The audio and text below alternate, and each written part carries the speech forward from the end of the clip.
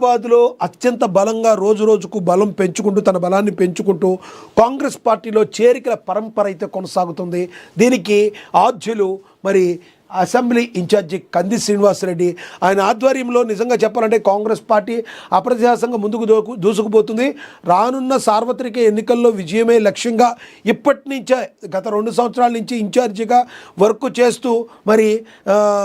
లోకల్గా కూడా చాలా మంచి పేరు తెచ్చుకుంటూ నిరంతరం అన్నదానం చేస్తూ ప్రజలకు ఉపయోగకరమైన పనులు చేస్తూ వాళ్ళ సమస్యల్ని పరిష్కరిస్తూ తన మార్కుగా సృష్టించుకున్న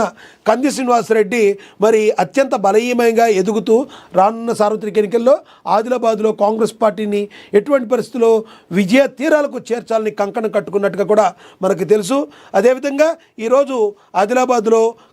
మరి రేవంత్ రెడ్డి పర్యటిస్తున్న వేళ కంది శ్రీనివాసరెడ్డి మరి అక్కడ ఉన్న కార్యకర్తలందరినీ ఏకం చేయడం మరి అక్కడ ఆ సభ సక్సెస్ అయ్యేటట్టు చుట్టం ఆయన భుజస్కంధాల మీద వేసుకున్నట్టుగా కూడా మనకి